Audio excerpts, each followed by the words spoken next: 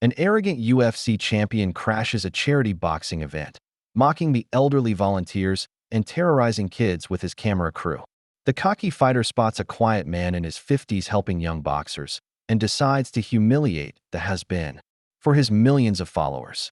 But this soft-spoken trainer isn't just another retiree. This is Mike Tyson himself.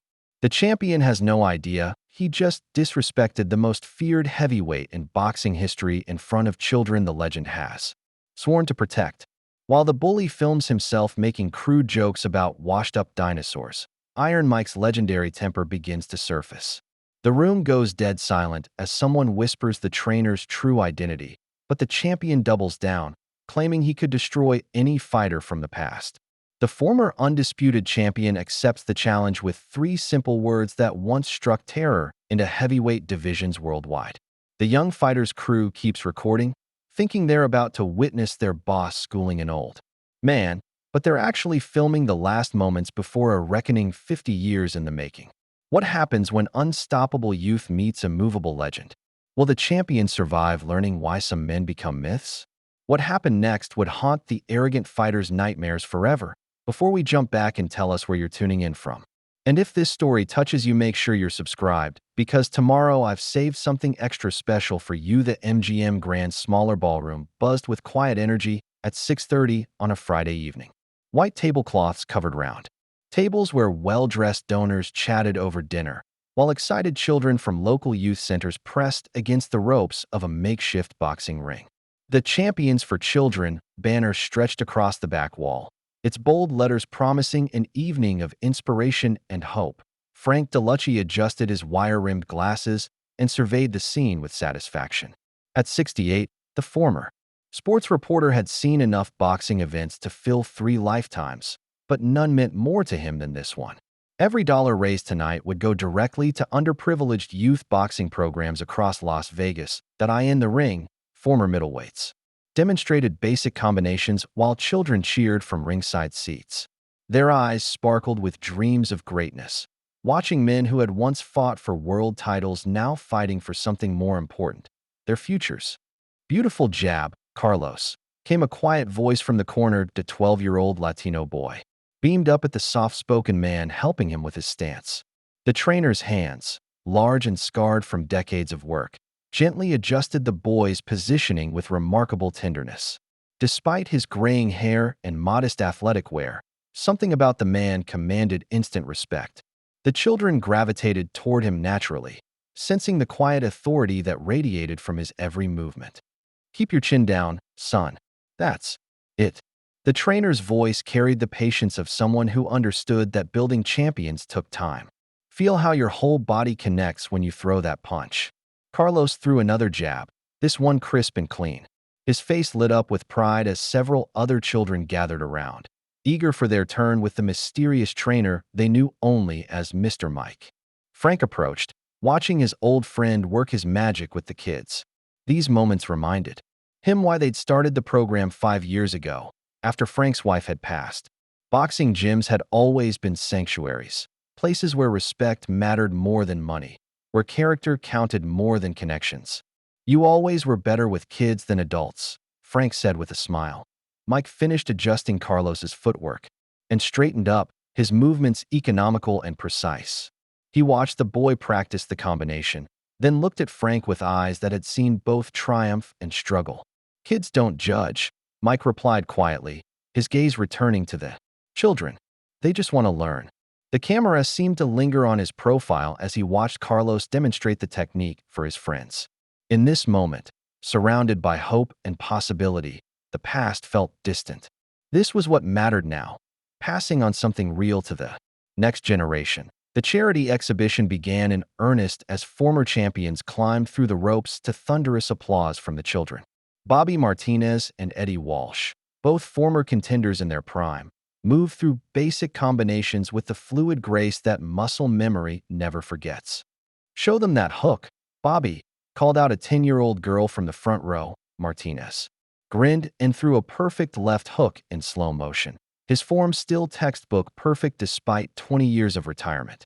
The children erupted in cheers, their enthusiasm infectious enough to bring smiles to even the most serious donors. Frank took the microphone and began introducing various retired fighters to polite applause. Each man stepped forward with dignity, their respect for the sport and the children evident in every gesture. This was boxing at its purest, skill passed down from generation to generation, uncontaminated by ego or greed. Mike stepped into the ring briefly to demonstrate proper defensive positioning. His movements were different from the others, more economical, carrying an understated power that made several older attendees whisper and point. Some recognized something familiar in his stance. Others simply sensed they were watching someone special. That he slipped an imaginary punch with the fluid motion of water flowing around a stone, then showed the children how to counter. His footwork was subtle but perfect, each step deliberate and controlled. When he moved, it was with the confidence of someone who had never doubted his ability to handle whatever came his way. See how he keeps his hands up? Mike asked the children, gathered at ringside. Defense first. You can't help anyone if you get hurt yourself. The kids nodded solemnly, hanging on every word. Several parents in the crowd found themselves leaning forward, drawn in by the quiet authority in his voice. As Mike exited the ring to warm applause, the atmosphere remained peaceful and respectful. Children laughed and pointed excitedly at their new heroes, while their parents appreciated the positive role models their kids so desperately needed. Frank returned to the microphone and announced a brief intermission for dinner. Conversations resumed at tables throughout the ballroom, mixing the soft clink of silverware with the excited chatter of children describing what they'd learned. The peaceful scene held for exactly 30 seconds. Then loud hip-hop music exploded through the ballroom entrance, followed by raucous laughter and the kind of profanity that made parents immediately cover their children's ears. All heads turned toward the doorway as an entourage in expensive streetwear and gold chains made their entrance, filming everything with professional cameras. Danny, the destroyer, Rourke swaggered through the ballroom doors like he owned the place, his crew of 6 hangers-on trailing behind in matching Team Destroyer merchandise. His videographer, Jimmy Kane, captured every moment for Danny's YouTube channel, which boasted over 2 million subscribers hungry for controversy. "What's up, Vegas?" Danny shouted into his phone's camera, ignoring the startled looks from dinner guests. "Your boy Destroyer just crashed some fancy charity thing. Let's see what kind of fake do-gooders we got here tonight." At 28, Danny had perfected the art of turning every moment into content. His bleached blonde hair caught the ballroom lights as he panned his camera across tables of uncomfortable donors. The crude jokes and inappropriate comments flowed naturally, each one designed to generate the shock value his audience craved. "Look at all these rich people pretending to care about poor kids," he announced to his live stream, which had already climbed to 50,000 viewers. "Bet they're writing off their tax-deductible guilt trips while sipping champagne." The children, who had been laughing moments before, now pressed closer to their parents, clearly uncomfortable with the newcomer's behavior and language. Several began to cry as Danny's crew laughed loudly at jokes that went completely over their heads but felt mean-spirited nonetheless. That Danny's manager, Rich Stone, tried half-heartedly to steer his client away from the worst behavior, but Danny was riding high on his recent title defense and wanted content that would go viral. He approached donors' tables uninvited, making inappropriate comments while filming their reactions without permission. "Oh snap, we got some old-school fighters here." Danny spotted the retired boxers and zoomed in on them with his camera. "Check out these museum pieces. Probably couldn't fight their way out of a retirement home." His crew erupted in practiced laughter, encouraging their meal tickets' increasingly obnoxious behavior. The livestream comments poured in, a mix of supporters egging him on and critics calling him out for disrespecting the charity event. Frank DeLucci had seen enough. He approached Danny's group with the measured steps of someone accustomed to handling difficult situations. His voice remained calm and respectful despite the growing tension in the room. "Excuse me, gentlemen," Frank said politely. "I'm the event organizer. I'd appreciate it if you could tone down your behavior out of respect for the children present." Danny looked the older man up and down with obvious disdain, his camera still rolling. The smirk on his face promised nothing good as he prepared to make Frank his next target. "Who died and made you the fun police, old man?" Frank maintained his composure despite the disrespect, his decades as a reporter having taught him to stay calm under pressure. He introduced himself as the event organizer and began explaining the charity's mission, hoping to appeal to whatever decency might exist beneath Danny's manufactured persona. "We're raising money for underprivileged youth boxing programs," Frank said patiently. "These children look up to fighters like you. Maybe you could, boxing programs?" Danny cut him off with a harsh laugh, turning back to his camera. "Why? Train kids to get their asses kicked when they could be learning real skills? Like how to build a brand and make money." The comment drew uncomfortable silence from the crowd. Several parents began gathering their children, sensing the situation was deteriorating rapidly. But Danny was just getting started, his confidence growing with each supportive comment on his live stream. He began approaching the retired boxers, making jokes about their age and questioning their past accomplishments. When Bobby Martinez tried to engage respectfully, explaining the value of teaching discipline and respect to young people, Danny steamrolled over him. "Listen up, folks," Danny announced to his viewers, ignoring Martinez completely. "These old-timers live in the past because they can't handle the present. Modern fighters would destroy any of these dinosaurs." The children became increasingly upset as Danny's behavior escalated. Several started crying openly, their parents trying to comfort them while shooting angry glares at the disruption. The peaceful, respectful atmosphere that Frank had worked so hard to create was dissolving into chaos. Across the room, Mike watched the scene unfold with growing tension in his jaw. His hands slowly clenched into fists as he saw the effect Danny's behavior was having on the children he'd been working with. Young Carlos had moved behind his mother, his earlier excitement replaced by fear and confusion. "These kids should be learning from real champions," Danny continued, his voice getting louder and more obnoxious. "Not washed-up has-beens who peaked before the internet existed." The insults hung in the air like smoke from a house fire. Frank looked around the room, seeing years of careful community building threatened by one person's selfish need for attention. The retired fighters stood with quiet dignity, but their faces showed the pain of watching their life's work mocked by someone who understood nothing about sacrifice or honor.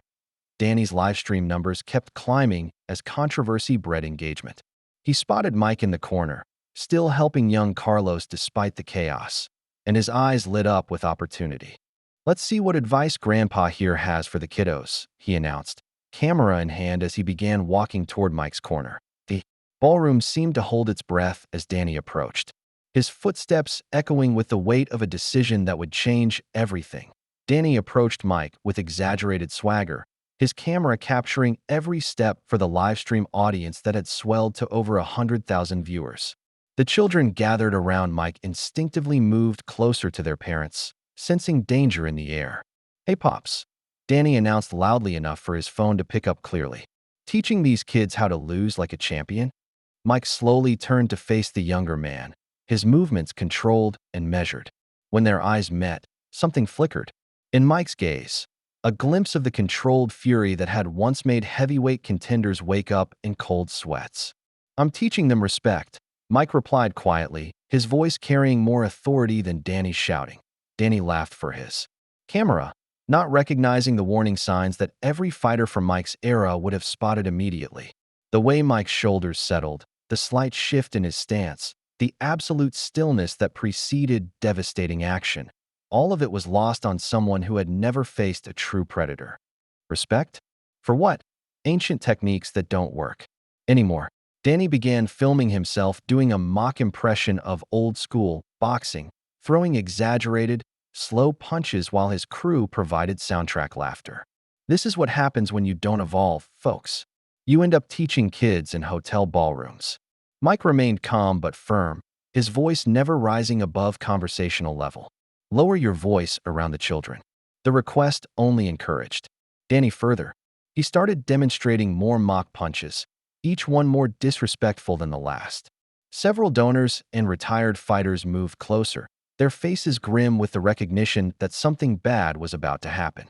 "Check this out," Danny told his audience, now completely lost in his performance. "Grandpa here thinks he knows something about fighting. Probably hasn't thrown a real punch since the Reagan administration." Young Carlos tugged nervously at the edge of Mike's shirt, his wide eyes reflecting the fear that was spreading through the children like wildfire. Mike's protective instincts flared as he saw the effect Danny's behavior was having on the kids who had been so excited just minutes before. Frank started moving toward them from across the room, but he was still 20 feet away when Danny made his fatal mistake. Emboldened by his growing audience and the obvious discomfort he was causing, Danny reached out and condescendingly patted Mike on the shoulder. This is what happens when you don't evolve, folks. You end up, Mike's hand shot up with lightning speed, grabbing Danny's wrist in a grip that could crush bones. The casual pat became a trapped limb as Mike's fingers closed like a steel vise around Danny's wrist. The room went silent except for the sound of Danny's sharp intake of breath. For the first time since entering the ballroom, doubt flickered across the young fighter's face as he stared into eyes that had seen more violence than he could imagine. Mike released Danny's wrist, leaving clear red marks from where his fingers had pressed into flesh. Danny rubbed the injured area, trying to play off the moment for his camera while his bravado cracked around the edges. "Easy there, Pops," he said weakly, his voice lacking its earlier confidence. "Don't want you breaking a hip or anything." The joke fell flat. Even his crew had stopped laughing, sensing that their leader had just crossed a line he didn't understand. Danny's livestream chat exploded with comments. Viewers recognizing that something significant had just happened even if they couldn't identify exactly what. Frank finally reached them, his face pale with worry as he stepped between the two men. Years of covering boxing had taught him to recognize dangerous moments, and this one was teetering on the edge of violence. "Gentlemen, please," Frank said, trying to defuse the situation. "Let's keep this respectful." But Danny was too deep into his performance to back down gracefully. His audience was watching, his reputation was on the line, and admitting fear would destroy the image he'd spent years building. He doubled down with the desperation of someone who knew he was in over his head but couldn't find a way out. "You know what's funny?" Danny addressed his camera while keeping his eyes on Mike. "These old-timers think they know something about fighting, but modern mixed martial arts would destroy caveman boxing every single time." Mike attempted to walk away, clearly done with the confrontation, but Danny stepped sideways to block his path. The camera kept rolling as Danny continued his increasingly desperate performance, each word digging him deeper into a hole he couldn't escape. "I mean, seriously, when's the last time any of these fossils faced real competition? They fought plumbers and truck drivers while calling themselves champions." The retired boxers in the crowd bristled at the insult, but they maintained their dignity. They understood something Danny didn't, that true champions didn't need to prove themselves to fools, but they also recognized when someone had pushed too far. Young Carlos, still standing near Mike, tugged gently on his shirt again. "Mr. Mike, are you okay?" the boy asked in a small voice, his concern cutting through the tension like a knife. The innocent question hit Mike harder than any of Danny's insults. These children had come here to learn about respect, discipline, and the values that made champions.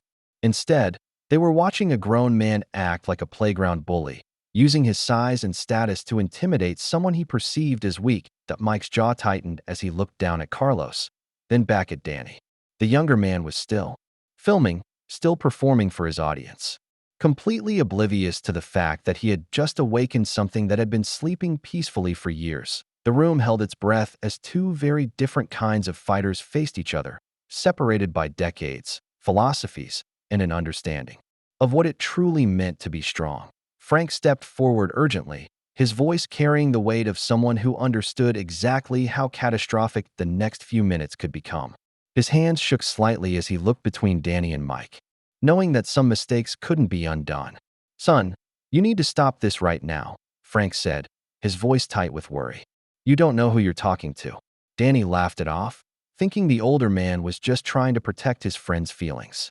The livestream comments were going crazy, viewers sensing drama but not understanding the stakes. Danny's confidence had returned now that he had his camera between himself and Mike, treating it like a shield that could protect him from consequences. What's he gonna do? Bore me to death with stories about the good old days? Danny smirked at his camera. These guys are all the same, living off past glory because they can't handle modern competition. Frank's face went pale as he realized diplomatic solutions had run out. He looked directly into Danny's camera and spoke with the gravity of someone delivering a death sentence. "Meet Mike Tyson." former undisputed heavyweight champion of the world. The room erupted in whispers as recognition dawned on faces throughout the crowd. Cell phones came out as people suddenly understood they were witnessing something unprecedented. Danny's livestream exploded with comments as viewers realized what was happening. Over 200,000 people were now watching in real time. Instead of backing down, Danny saw this revelation as the ultimate content opportunity. His eyes lit up with the kind of excitement that comes from knowing you're about to become internet famous. This was better than he could have scripted. Mike Tyson. Danny addressed his camera with theatrical amazement. The Mike Tyson? Wow.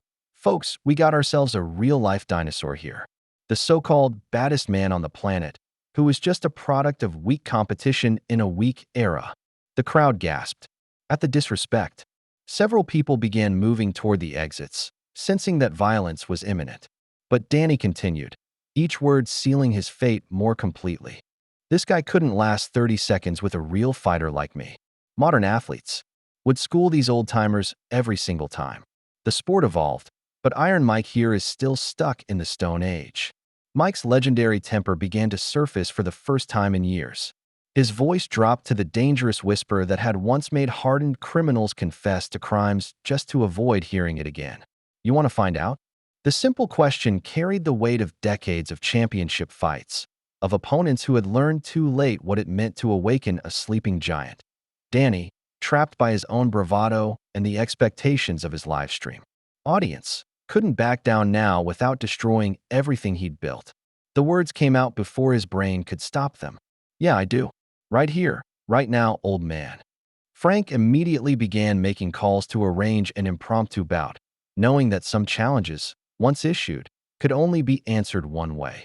Within an hour, the ballroom had transformed into organized chaos as Frank coordinated with MGM Grand staff to move the event to a smaller, private gym in the hotel complex. Word spread through the boxing community with the speed of wildfire, and soon a crowd of legitimate fight fans, media, and industry insiders had gathered in the cramped space. Danny rode the wave of adrenaline and social media attention, trash-talking his way through preparation while his team frantically tried to find a graceful way to back him out. But with over 500,000 people now watching his live stream, retreat was impossible. This is going to be historic, folks, Danny announced to his camera while wrapping his hands. The day modern fighting put ancient history in its place. Destroyer versus dinosaur. Guess who wins? Mike prepared in stark contrast to his opponent's performance. He moved with the economy of motion that comes from decades of professional preparation, every action deliberate and focused. No cameras, no commentary, no wasted energy on anything except the task ahead. The contrast was impossible to miss. Danny all flash and noise, Mike all business and deadly intent. Veteran observers recognized the difference immediately. One man was putting on a show, the other was preparing for Ward, an unofficial referee. A respected former boxer named Tommy Martinez volunteered to officiate. The fight was set for one 3-minute round, boxing rules only. As they met in the center for instructions, the difference in their approaches became even more stark. Keep it clean, touch gloves, and fight, Martinez said simply. When they touched gloves, Mike's eyes met Danny's directly for the first time. What Danny saw there made his stomach drop, not anger or hatred, but the cold calculation of someone who had hurt people professionally for decades and felt absolutely no emotion about doing it again. The bell rang with the finality of a judge's gavel. Danny came out aggressively, trying to overwhelm Mike with youth and size. For 30 seconds, he actually landed some shots and appeared to be succeeding. His longer reach allowed him to tag the older man while staying out of range, and hope flickered in his chest. Then Mike slipped inside Danny's guard with footwork that belonged in a textbook. The movement was so subtle that many spectators missed it entirely, but suddenly the distance was closed and Danny found himself in a place no fighter ever wanted to be, within range of Iron Mike Tyson. The combination came with mechanical precision, a left hook to the body that folded Danny in half, followed immediately by a right uppercut that caught him on the chin as he bent forward. Danny was unconscious before gravity could pull him to the canvas. The referee counted him out as the crowd exploded in disbelief and admiration. Mike, showing the class Danny had never possessed, helped his fallen opponent to his feet as medical personnel rushed to check his condition. But in the crowd, sharp-dressed and stone-faced, Vince Torino watched his meal ticket lying humiliated on the canvas. His cold gray eyes calculated the millions of dollars that had just evaporated, and his expression promised that this was far from over. 3 hours after the fight, Danny sat in his luxury suite at the MGM Grand, holding an ice pack against his swollen jaw while staring at his phone screen. The plush furniture and floor-to-ceiling windows overlooking the Vegas Strip felt like a mockery now, symbols of success that suddenly seemed hollow and fragile. His crew surrounded him on the leather couches, but gone was their usual energy and laughter. Jimmy still held his camera, but it remained powered off for the first time in months. The silence felt suffocating after years of constant noise and validation. 10 million views, Danny muttered, scrolling through social media with his free hand. 10 million people watched me get knocked out by a senior citizen. The comments were brutal and endless. Respect your elders had become a trending hashtag, along with Legends Never Die and Iron Mike Forever. Video compilations of the knockout were spreading faster than wildfire, each one more humiliating than the last. His phone rang, Nike's logo flashing on the screen. Danny's stomach dropped as he answered, knowing what was coming. "Danny, we need to discuss some concerns about your brand image." The executive's voice was cold and professional. "The board is having second thoughts about our partnership moving forward." The call lasted 3 minutes. When it ended, Danny's largest endorsement deal was gone. Before he could process the loss fully, his phone rang again, Monster Energy, then his supplement company. Each conversation followed the same script: disappointment, concerns, and vague promises to reassess the relationship. Rich Stone paced by the windows, fielding calls from business partners and watching commission dollars evaporate in real time. His usually slicked-back hair was disheveled, and sweat stains showed through his expensive shirt despite the air conditioning. "The movie deal's on hold," Rich announced after hanging up. "They want to see how this plays out before committing to an action star who just got flattened in 30 seconds. Danny alternated between rage and self-pity, but his ego refused to let him accept responsibility. It had to be someone else's fault. Bad timing, a lucky punch, anything except the obvious truth that he'd been completely outclassed by a better man. "This is temporary," Danny said, more to convince himself than anyone else. "One fight doesn't define a career. We'll spin this, make a comeback story out of it." His crew nodded along, but their hearts weren't in it. They'd all seen the footage. There was no spinning what had happened in that ring that a sharp knock interrupted Danny's brooding. The door opened to reveal Vince Torino, impeccably dressed in a charcoal suit that probably cost more than most people's cars. His silver hair was perfectly styled, and his cold gray eyes surveyed the room with calculating intelligence. "Gentlemen," Torino said quietly, but something in his tone made Danny's crew immediately head for the door. Within seconds, only Danny and his promoter remained in the suite. Torino settled into the chair across from his fighter, his movements deliberate and controlled. "We need to talk." Torino helped himself to a drink from Danny's minibar, the crystal glass catching the city lights streaming through the window. He moved with the confidence of someone who owned everything he touched, including the people in his orbit. "You cost me $12 million tonight," he said matter-of-factly, as if discussing the weather. Danny started to defend himself, his words tumbling out in a desperate rush of excuses and explanations, but Torino silenced him with a raised hand. The gesture carried absolute authority, the kind that came from 30 years of making problems disappear. "Let me explain something to you, Danny." Torino's voice remained calm, but each word carried weight. "My investment in you isn't just about fight purses. It's merchandising deals worth 8 figures, movie contracts that could have made you a household name, endorsement packages that would have set you up for life." He paused to sip his drink, letting the magnitude of the loss settle over his fighter like a burial shroud. "Your value was built on an image of invincibility, the unbeatable young champion who represented the future of fighting. Tonight, that image died in 30 seconds. Danny's face crumpled as the full scope of his mistake became clear. This wasn't just about one embarrassing loss. It was about the complete destruction of everything he'd worked to build. "But," Torino continued, his tone shifting slightly, I didn't survive 3 decades in this business by accepting defeat the first time things went sideways. There are ways to handle situations like this. He leaned forward, his gray eyes boring into Danny's with predatory intensity. The fight was unsanctioned, technically illegal. No proper medical supervision, no drug testing, no official oversight. We can create doubt about what really happened in that ring. Danny straightened up despite his pain, sensing opportunity in his promoter's words. Tyson's 57 years old. Torino continued methodically. No man that age should be able to perform at that level without chemical assistance. We'll suggest he use performance enhancers. Get the right doctor to raise questions about the physical impossibility of what people think they saw. The plan unfolded with clinical precision. Torino had contacts in athletic commissions, journalists who owed him favors, and officials who could be persuaded to see things his way. The boxing world was smaller than people realized, and most of it could be bought or intimidated. Bradley Walsh at the Nevada State Athletic Commission has been taking my money for years, Torino explained. He'll open an investigation. Dr. Harold Rees will provide expert testimony about the suspicious nature of Tyson's performance. We'll plant enough doubt to discredit the whole thing. Danny's humiliation began morphing into vindictive anticipation as he saw a path back to relevance. The knockout had been real, but reality could be manipulated by people who understood how the game was really played. Torino stood and straightened his tie, preparing to leave. At the door, he paused and looked back at his fighter with cold calculation. This isn't over, Danny. Legends die hard, but they do die.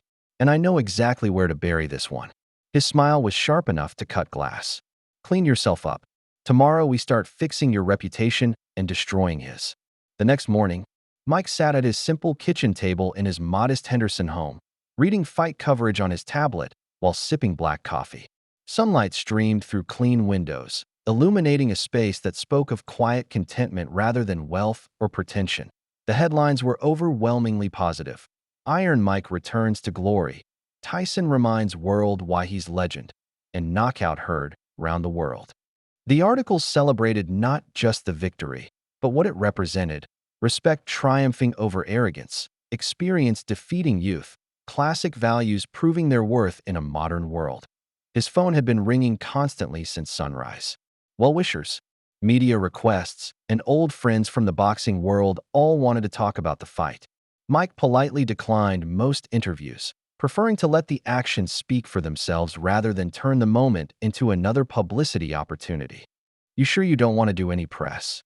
Patricia asked as she prepared for her day at the elementary school where she taught.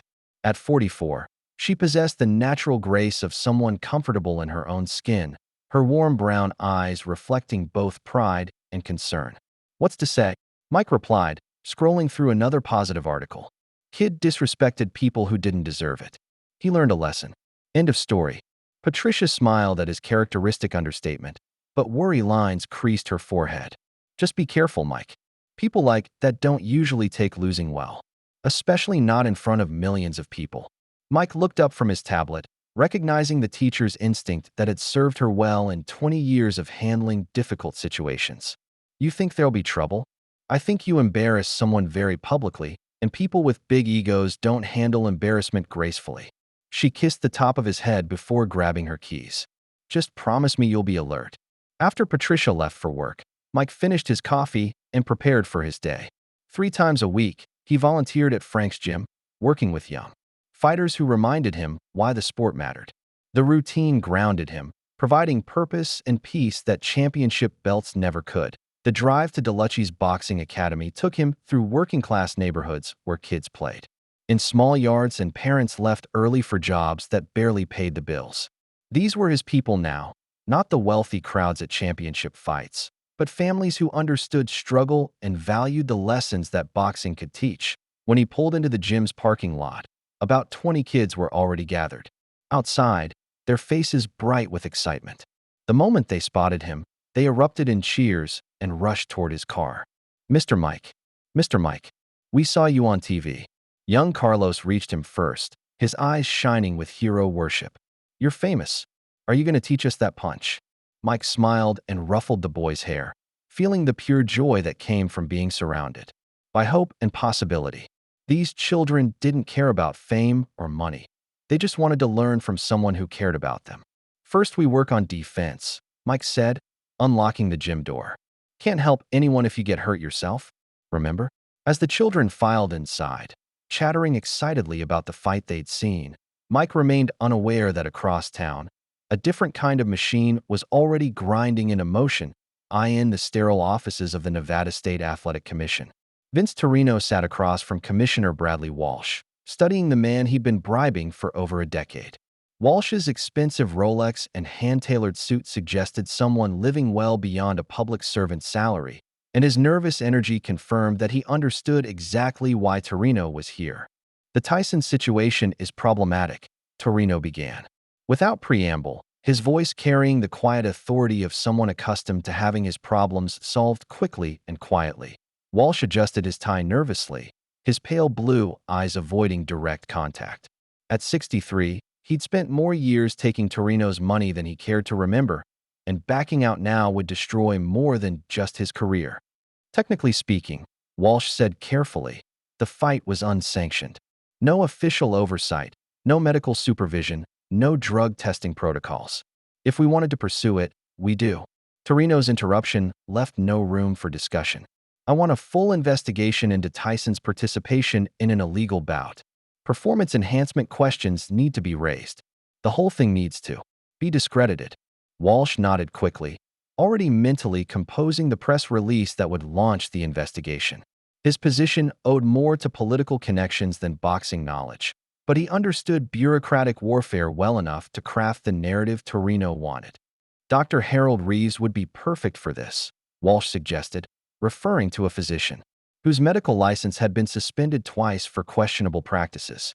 He's willing to provide expert testimony about the physical impossibility of Tyson's performance at his age. Torino smiled coldly, pleased with Walsh's understanding of how the game was played. In his 30 years navigating boxing's underbelly, he'd learned that truth was secondary to perception, and perception could be shaped by people who knew which buttons to push. The key is to move fast, Torino explained, before public opinion solidifies completely in Tyson's favor. Plant enough doubt to make people question what they saw. Make it about integrity and fair play rather than one fighter beating another. The plan unfolded with clinical precision. Walsh would announce the investigation within 24 hours, citing concerns about unlicensed competition and potential health risks. Dr. Reeves would suggest that no man Tyson's age could perform at that level without artificial enhancement. Friendly media contacts would amplify the questions until doubt became the dominant narrative. What about the video evidence? Walsh asked. Millions of people watched it happen. Videos can be misleading, Torino replied smoothly. Camera angles, lighting, adrenaline affecting perception. We're not saying it didn't happen.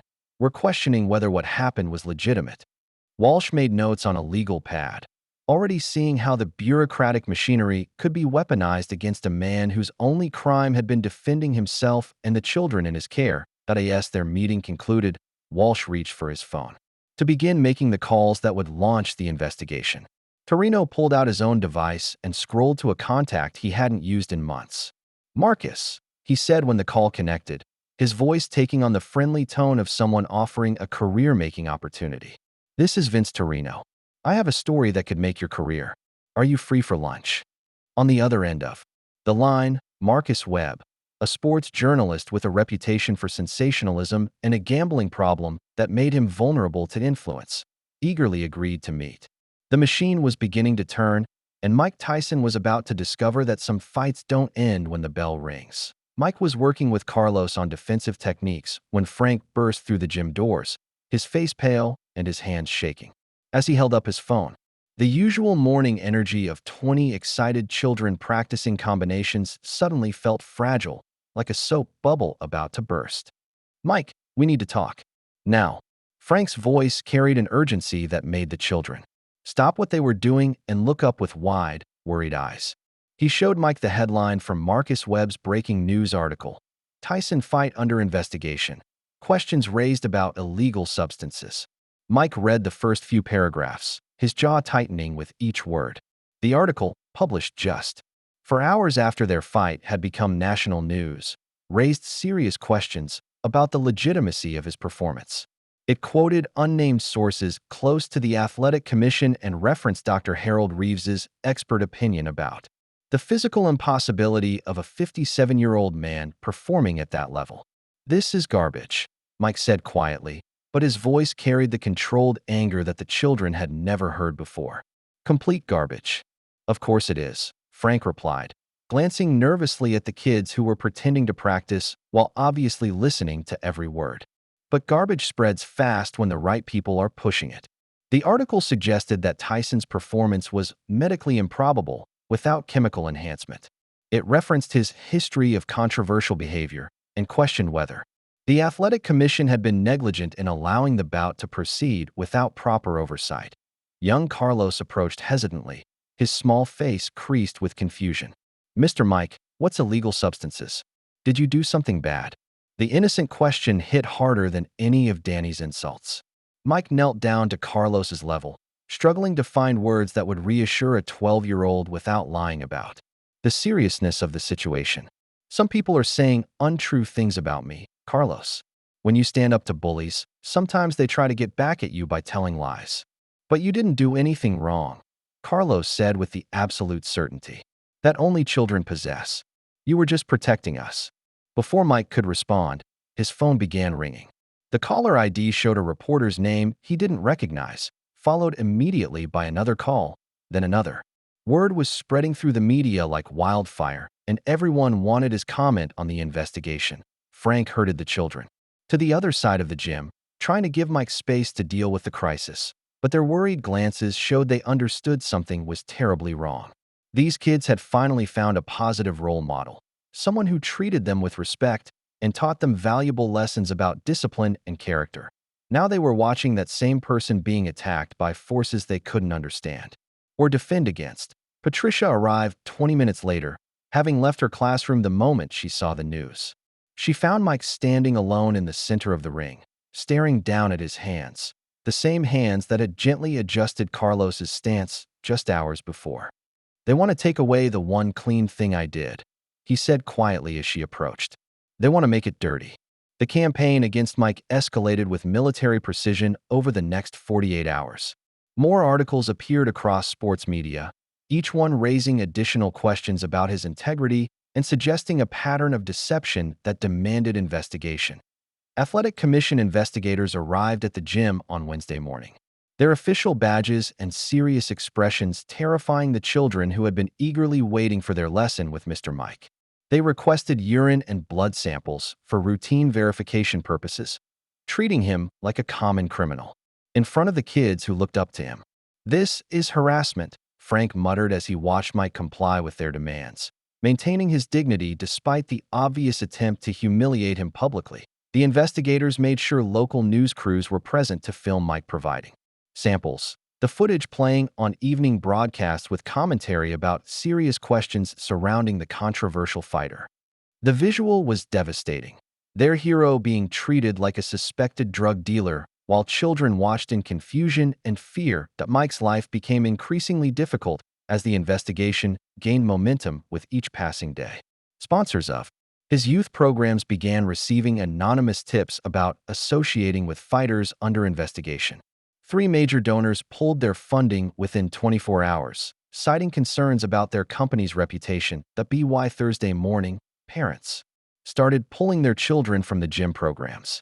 Maria Rodriguez, Carlos's mother, stood in Frank's office with tears in her eyes as she explained her decision. "I know Mr. Mike is a good man," she said, her voice breaking. "But my supervisor heard about the investigation and said it might affect my job if Carlos keeps coming here. I can't risk losing our income." Danny, meanwhile, had found new life as the victim of an elaborate hoax. He appeared on sports talk shows presenting himself as someone who had been tricked into fighting an enhanced opponent. His story, that he'd been lured into an unfair fight against a chemically assisted legend, gained traction among viewers who wanted to believe the worst. "I feel violated," Danny told a sympathetic host on ESPN. "This man used his reputation to trick me into what I thought was a fair competition. Now we know it was anything but fair." The narrative shift was masterful. Instead of an arrogant bully getting his comeuppance, Danny became a young athlete who'd been deceived by a corrupt veteran. Social media began turning, with hashtags like hashtag Justice for Danny and hashtag Tyson cheated gaining momentum.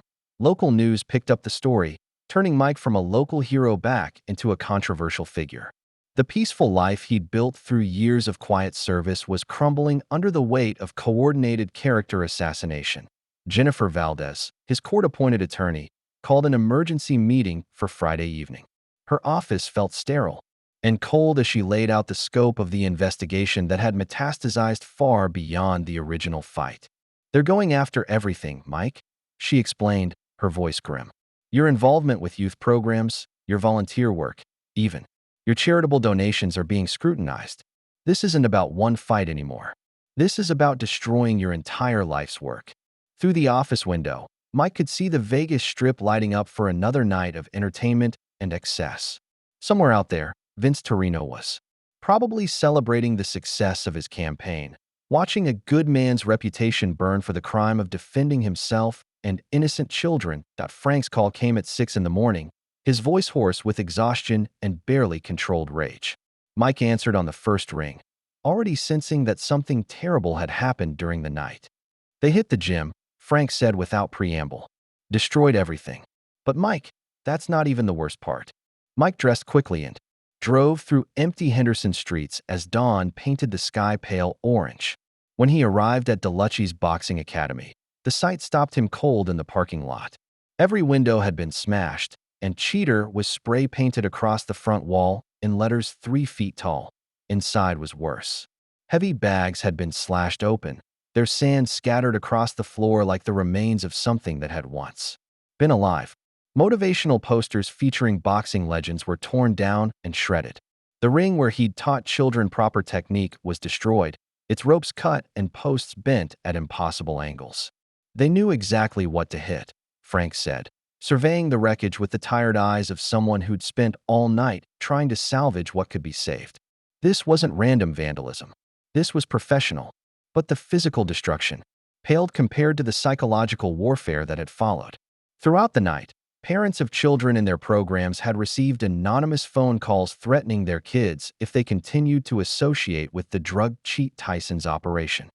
"Maria called me crying at 3 a.m., Frank continued.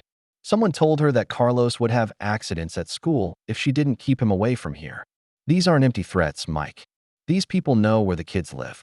Mike walked through the destroyed gym, his hands clenched into fists as he saw years of careful community building reduced to rubble and fear. The speed and coordination of the attack revealed the hand of someone with resources and connections far beyond what any street criminals possessed. His phone buzzed with a text from his landlord. "Building inspection scheduled for Monday. Possible. Code violations may require immediate closure." The message felt like another piece of a carefully orchestrated plan to isolate him completely. "They're trying to destroy everything I've built," Mike said, his voice quiet but filled with the kind of controlled fury that had once made heavyweight contenders retire rather than face him. Frank nodded grimly. "It gets worse. 3 of our financial backers withdrew support this morning. The insurance company is questioning whether the vandalism policy covers criminal activity by the insured. They're choking off every avenue of support." As they stood in the wreckage, footsteps echoed from the entrance. Mike tensed, ready for another confrontation, but relaxed when he saw Carlos appear in the doorway with his mother. Despite everything, the threats, the pressure, the very real danger, they had come. "We heard what happened," Maria said, her voice trembling but determined. "Carlos wouldn't stop asking when you'd teach him again. These people don't know who you really are, but we do." The 12-year-old boy looked around at the destruction with wide eyes, then walked over to Mike with the fearless determination that only children possess. "They can't make you stop being our teacher," Carlos said firmly. "Bad people always try to hurt good people, but good people don't give up." Mike knelt down and pulled the boy into a hug, feeling the weight of responsibility settle on his shoulders like a mountain. These people were risking everything by standing with him, and their faith only made him more determined to protect them from the consequences of his fight. But it also made him realize how much others were sacrificing for his principles, and whether continuing to resist was worth the cost to innocent people who had already suffered enough. The final phase of Torino's plan unfolded with surgical precision over the following week.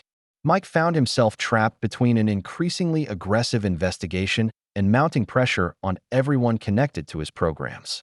The message was clear: surrender or watch innocent people pay the price for his resistance. Dr. Harold Reeves held a press conference, presenting what he called medical evidence that no man of Tyson's age could perform at the level witnessed without chemical enhancement. His credentials, carefully edited to exclude the suspensions and malpractice settlements, gave his accusations the veneer of scientific authority. The human body simply cannot maintain that level of explosive power and speed past age 50. Without artificial assistance, Reeves declared to cameras, his white coat and serious demeanor lending credibility to lies that any real sports physician would have laughed at. The Athletic Commission, following Torino's script perfectly, presented Mike with an ultimatum delivered through his attorney: accept a finding of conduct detrimental to boxing in exchange for dropping all charges, or face a lengthy investigation that would destroy what remained of his reputation and his work with children. They're offering you a way out, Jennifer explained during their meeting. Admit to poor judgment in participating in an unsanctioned bout. Accept a 2-year suspension from any boxing-related activities, and they'll drop the performance enhancement investigation. Mike stared at the settlement papers, seeing his choices laid out in black and white. Fight and watch more innocent people suffer, or surrender and preserve what little remained of his life's work. If I sign this, what happens to the gym? To the kids? Frank can reopen under new management. The programs can continue without your direct involvement. It's not perfect, but it protects the children from further retaliation.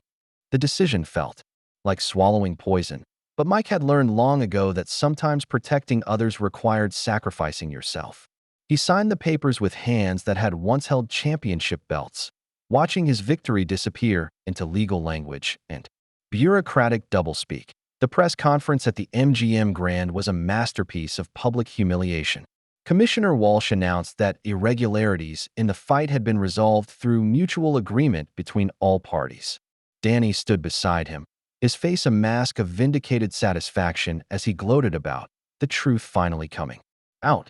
This just proves that integrity still matters in boxing, Danny told reporters, his restored confidence making him even more insufferable than before. When legends try to cheat, they get caught. Mike stood silently at the podium, his face impassive as his victory was officially erased from the record. The questions from reporters felt like small cuts, each one designed to make him defend actions that needed no defense. As he walked away from the podium, the weight of defeat heavy on his shoulders, Frank approached with purposeful urgency. His old friend carried a manila envelope that seemed to pulse with hidden importance. "Mike," Frank said quietly, his voice carrying a note of barely controlled excitement. "Before you give up completely, you need to see this." The envelope felt substantial. In Mike's hands, heavy with the weight of possibilities he'd thought were lost forever. For the first time in weeks, a flicker of hope sparked in his chest as he realized that sometimes surrender was just the first move in a longer game. In Frank's car outside the MGM Grand, Mike opened the manila envelope with hands that trembled, slightly from anger rather than age. Inside, he found photographs, financial records, and transcripts of documented phone conversations that Frank had been secretly collecting for months. "I should have shown you this sooner," Frank said, watching Mike's face as comprehension dawned. "But I needed to see if you'd fight when everything was stacked against you. Any man can win with advantages. Champions fight when they have nothing left." The evidence was devastating and methodical. Bank records showed regular payments from Torino to Commissioner Walsh dating back over a decade.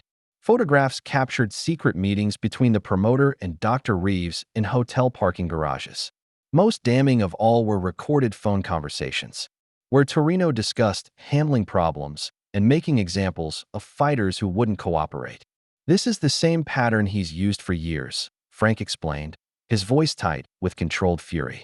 "Identify a threat to his operation, launch a character assassination campaign, then offer a settlement that destroys the victim while appearing merciful." Mike studied a photograph of Walsh accepting an envelope from Torino outside a restaurant, the timestamp showing it was taken just 3 days before the investigation began. The systematic nature of the corruption was breathtaking in its scope and efficiency. "How long have you been gathering this?" Mike asked, his voice carrying a dangerous edge that hadn't been there since his fighting days. "3 years," Frank replied. "Ever since I started hearing stories from other fighters about mysterious investigations that destroyed careers.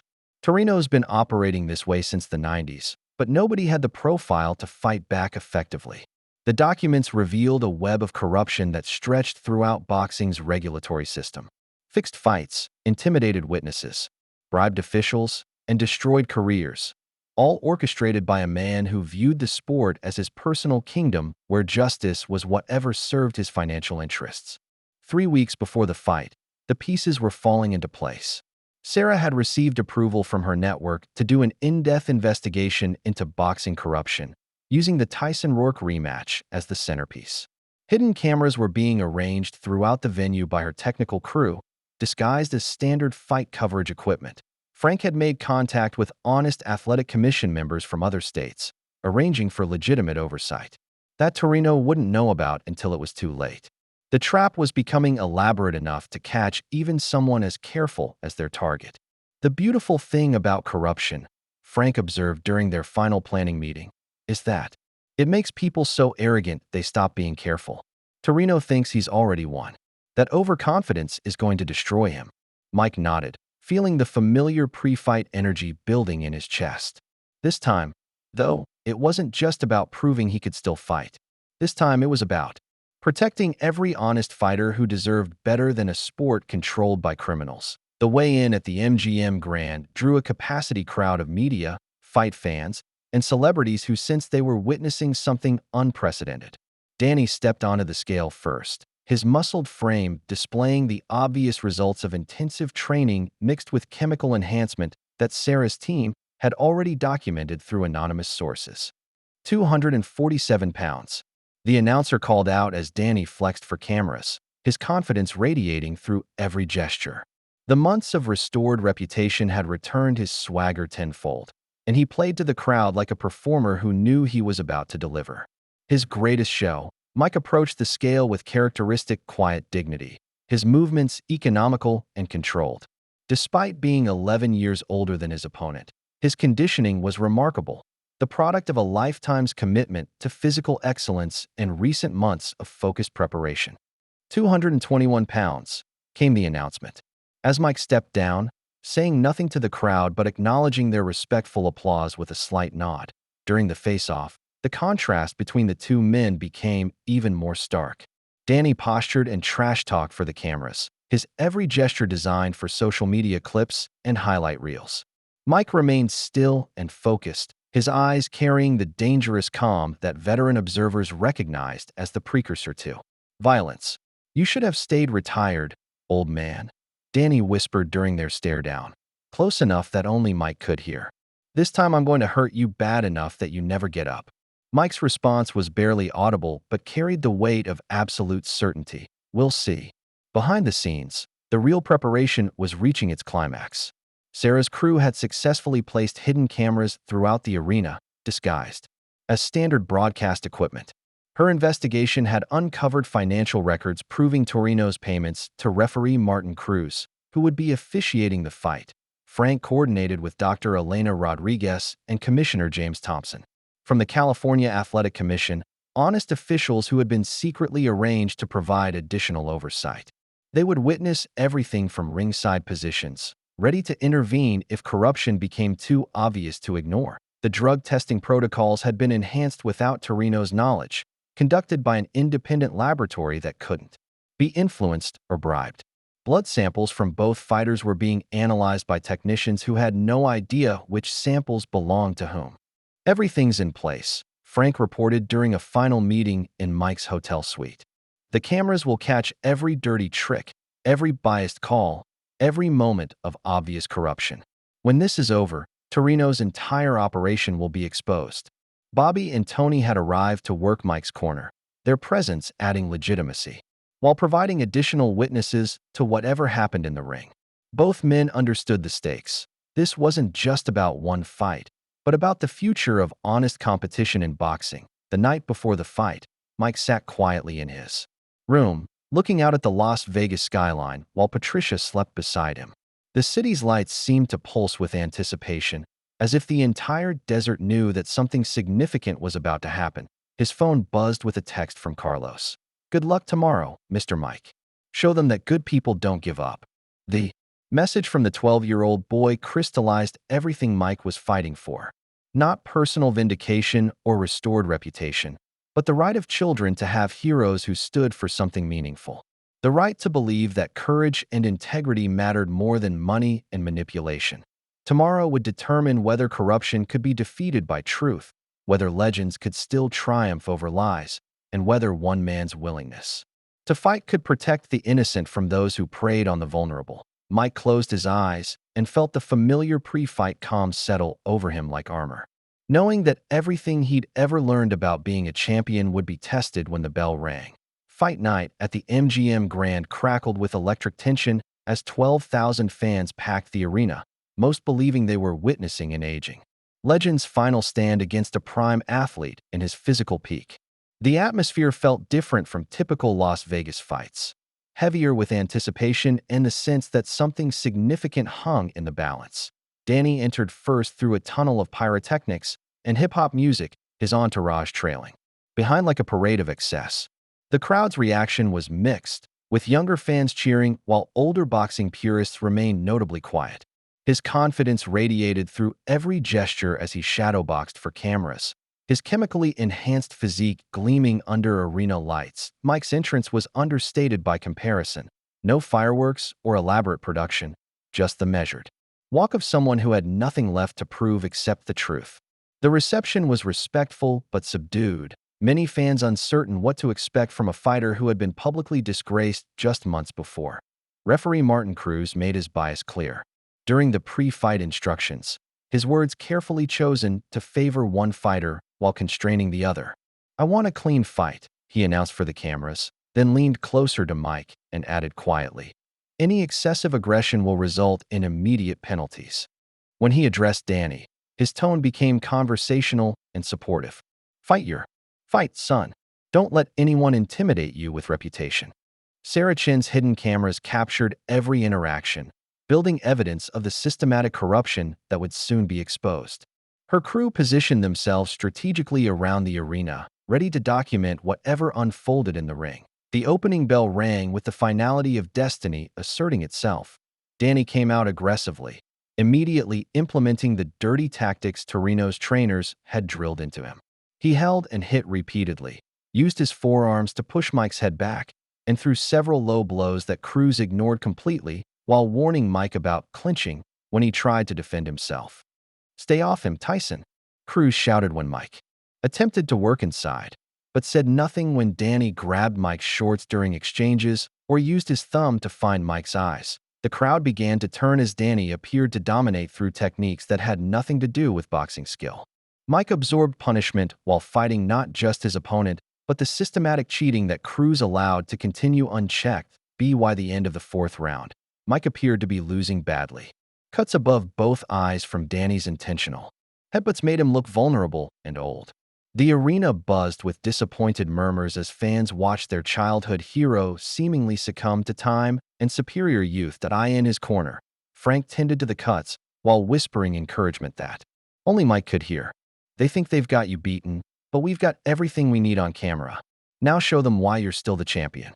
Mike nodded grimly, drawing on reserves of determination that had carried him through championship fights when everything seemed lost. The warrior who had conquered the heavyweight division wasn't finished yet. Round 5 began with Danny showboating. For the crowd, convinced his victory was inevitable. He raised his gloves in premature celebration, telling Mike to stay down, old man, while Torino grinned from ringside, already planning his fighter's next promotional campaign. The steroids that had enhanced Danny's early aggression were now contributing to his rapid fatigue. His combinations became sloppy and his footwork deteriorated as the chemical boost turned into a liability that sapped his natural conditioning. Mike's transformation began subtly. Better footwork that carried echoes of his legendary prime, sharper combinations that found their targets with increasing frequency, and the return of head movement that had once made him untouchable.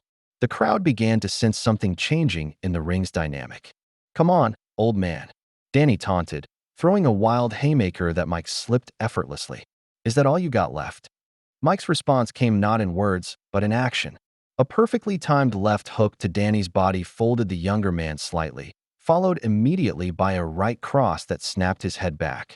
The crowd erupted as they realized they were witnessing the return of Iron Mike Tyson. Cruz frantically tried to help Danny by calling phantom fouls against Mike. Imaginary low blows, non-existent holding, and warnings about excessive force that had no basis in reality. Sarah's cameras captured every biased call, every ignored foul by Danny, and every moment of obvious corruption that Danny's conditioning crumbled under the assault of Mike's renewed aggression and his own chemical enhancement. Turning against him, sweat poured down his face as he realized the old man wasn't just surviving. He was taking control of the fight. "This isn't possible," Danny gasped during a clinch, his earlier confidence evaporating like morning mist that Mike's response was delivered with the cold precision that had terrorized heavyweight divisions. "You wanted to find out." In the 8th round, Mike systematically broke down Danny's defense with combinations that belonged in a boxing textbook. Each punch carried not just physical power, but the weight of justice finally asserting itself against corruption and arrogance. The end came with mathematical certainty. Mike trapped Danny in a corner, cutting off his escape routes with the ring generalship that separated champions from pretenders. A left hook to the body doubled Danny over, and the follow-up right uppercut lifted him off his feet before depositing him on the canvas. That Danny's legs trembled as he tried to rise, his eyes unfocused, and his equilibrium shattered. The count echoed through an arena that had fallen completely silent except for the referee's voice marking off seconds that felt like eternity. "Stay down," Mike said quietly, standing over his fallen opponent with the same controlled authority he'd shown to Carlos and the other children. "You've learned enough for one night." But Danny's pride wouldn't let him surrender, and he struggled to his feet at the count of 8, swaying like a tree in a hurricane, but somehow still standing. The crowd roared as they realized the fight would continue, but everyone in the arena could see that Danny was running on fumes and stubbornness rather than any real ability to defend himself. Danny beat the count, but was clearly finished, staggering around the ring like a drunk man trying to find his way home. Cruz desperately looked for a way to stop the fight in his favor, but even his obvious corruption had limits when confronted with such a one-sided beating. Mike pursued methodically, landing clean shots while avoiding the referee's increasingly frantic attempts to interfere. Every dirty trick Danny attempted was captured on Sarah's hidden cameras, along with Cruz's blatant assistance and obvious bias. The crowd had turned completely, cheering every Mike punch and booing the obvious corruption. What had started as Danny's moment of vindication had become a public demonstration of everything wrong with modern boxing and everything right about the legends who had built the sport. "Stop the fight," someone shouted from the crowd as Danny absorbed punishment that served no purpose except satisfying Cruz's desperation to protect Torino's investment. In the 10th round, Danny's frustration boiled over into the kind of desperation that destroys whatever dignity a fighter has left. When the bell rang to end the round, he threw a vicious right hand at Mike's unprotected head, hoping to end the fight through a sucker punch. Mike saw it coming with the ring intelligence that had made him legendary. He slipped the illegal blow and countered with a perfect right cross that caught Danny flush on the chin. The punch was thrown after the bell, but only in response to Danny's clear attempt to cheat. When he thought his opponent was defenseless, Danny dropped like he'd been shot, his body hitting the canvas with the finality of a judgment that couldn't be appealed. This time there was no movement, no attempt to rise, just the stillness of someone who had finally learned the consequences of disrespecting forces beyond his understanding. Cruz immediately tried to disqualify Mike for hitting after the bell, his voice shrill with panic as he realized his master plan was collapsing. But the timekeeper and legitimate officials intervened, Dr. Rodriguez and Commissioner Thompson stepping forward with evidence that Danny had thrown the first illegal punch. The challenger initiated contact after the bell, Thompson announced clearly for the cameras. The response was defensive and justified under commission rules. As hotel security surrounded Torino in response to Frank's coordination, an FBI agent stepped through the ropes with handcuffs gleaming under arena lights. Vince Torino, agent Patricia Collins called out as the promoter tried to disappear into the crowd. "You're under arrest for racketeering, bribery, conspiracy, and corruption of sporting events." The arrest was broadcast live to millions of viewers who watched a master manipulator finally face justice for crimes that had destroyed countless careers over 3 decades of systematic corruption. Mike didn't celebrate as Torino was led away in handcuffs. Instead, he knelt beside Danny and helped him to a sitting position, showing the same class and dignity that had defined his character throughout the ordeal. "It's over," he told the younger fighter quietly. "Time to figure out who you really want to be." 6 months later, Mike stood in the rebuilt Champions for Children Academy, watching Carlos prepare for his first amateur tournament. The gym buzzed with energy as 40 children worked on technique under the guidance of volunteer coaches who had emerged from the boxing community's renewed commitment to honest training. The federal investigation triggered by Torino's arrest had swept through boxing like a cleansing fire. Commissioner Walsh was serving 18 months in federal prison. Dr. Reeves had lost his medical license permanently, and referee Cruz faced charges in 3 states for corrupting sporting events. Danny had entered rehabilitation for both his steroid addiction and the psychological damage inflicted by years under Torino's influence. His public apology, delivered from a treatment facility, had been halting but genuine, the first honest words he'd spoken in years. "I was wrong about everything," he had told cameras, his face showing the toll of facing uncomfortable truths. "Mike Tyson tried to teach me respect, and I was too arrogant to listen. I hope someday I can earn the chance to apologize to him personally." The gym's walls now displayed photographs of boxing legends alongside artwork created by the children who trained there. Carlos's drawing of Mr. Mike teaching respect held the place of honor above the main entrance, a reminder that true champions inspired greatness in others. Patricia arrived with Sarah Chan, who was putting finishing touches on her documentary about corruption in professional sports.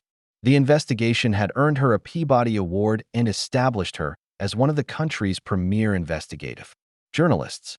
"Any regrets about getting back in the ring?" Sarah asked as her cameraman captured Mike working with young fighters. Mike watched Carlos throw a perfect combination, his technique crisp and his attitude respectful to the sparring partner who was helping him improve. The 12-year-old had grown 3 inches and gained confidence that showed in every aspect of his life. "Only one," Mike responded, his voice carrying the satisfaction of someone who had fought for something meaningful and won. "I regret that. It took so long to fight for what really mattered." The camera pulled back to show the gym full of determined young fighters, learning that legends never really retired. They just found new ways to inspire greatness. Above the entrance, a new sign reflected the lesson that had emerged from their struggle. "Champions are made here, in the ring and in life." As the sun set over Las Vegas, casting golden light through the gym's windows, Mike continued teaching the next generation that true strength came not from crushing opponents, but from standing up for what was right, even when the whole world seemed stacked against you. The children listened with the attention that only comes when learning from someone who had proven that principles mattered more than personal cost, and that some fights were worth having regardless of the odds. In the end, that was the most important lesson any champion could teach. If you like the story, please watch another story on our channel and subscribe to the channel.